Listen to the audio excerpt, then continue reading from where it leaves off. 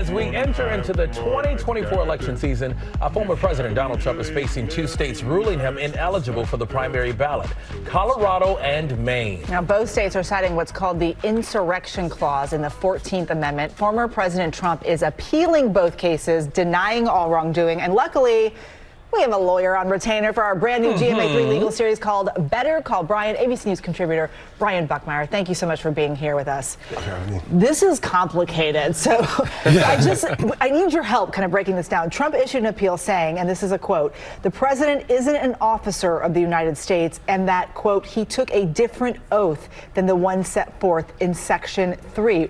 So walk us through all of this and the big question, will he be on the ballot in Colorado? So right now it's kind of on hold, but let me walk you through it.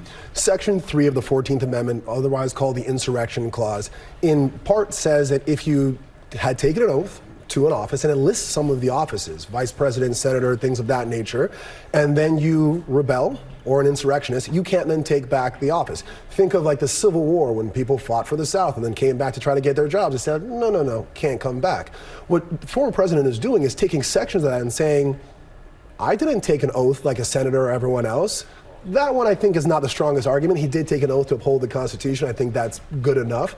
But the officer and the hold office, this is something that's never been litigated since the Civil War. So that he might have some leg room to kind of run in this, in that it's never really been defined. And Colorado defines it one way, Maine went a different route. A number of states said we're not going to touch it. The Supreme Court looks like they got to get in and resolve this. All right, speaking of Maine, let's talk about Maine Secretary of State Bello. She also deemed Trump ineligible for that state's ballot. What's the difference in Maine's case versus Colorado's case? It's all about process, and we are learning about the process of becoming the president of the United States all through this kind of endeavor.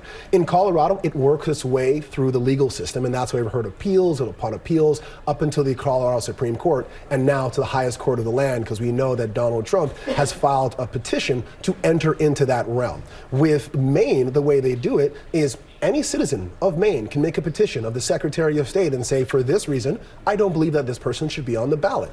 And 3 people did that, or at least 3 groups of people made that petition, and 2 of them seem to be valid, and it's up to the Secretary of State of Maine to hear them, litigate them, and decide. And they said, based on what I see here, he's an insurrectionist, he was in office, you're not allowed to be on the ballot for Maine. But they put a hold on that until what we're seeing now, the president or the former president has the ability to appeal that within Maine itself before it gets up to SCOTUS.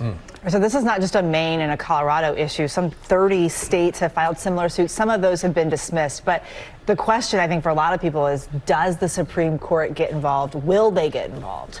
So no one really knows behind closed doors what the Supreme Court does in terms of selecting and choosing, but we do know the Supreme Court doesn't like it when different states have different interpretations of the same law. You have Colorado saying, yes, we can definitely rule on this issue because it's up to our state power to decide who gets on our ballot. Maine says we went through our process and we thought the same thing. But other states are saying, whoa, this is a political question. This is something Congress should decide. Whoa, we don't think he's actually been litigated as an insurrectionist or a rebel. No one's filed a federal claim against him. He's not been found guilty, so we don't think we should touch it. All different states are interpreting this a different way, so it's up to SCOTUS to say this is how it should be done.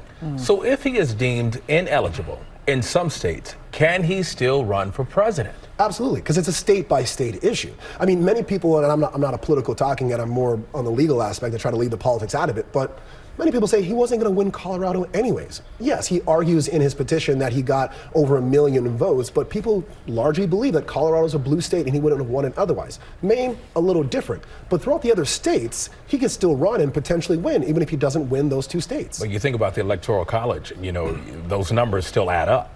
Absolutely. And I think that's why he's fighting. He's not going to look at it and just say, you know what, I wasn't going to win Colorado anyway, so I'll just let it go. No, every vote counts, every state counts, and that's why he's making these petitions. Okay, let's look at what all of these cases are sort of pointing to, which is that Section 3 of the 14th Amendment. I just want to take a look and read this section.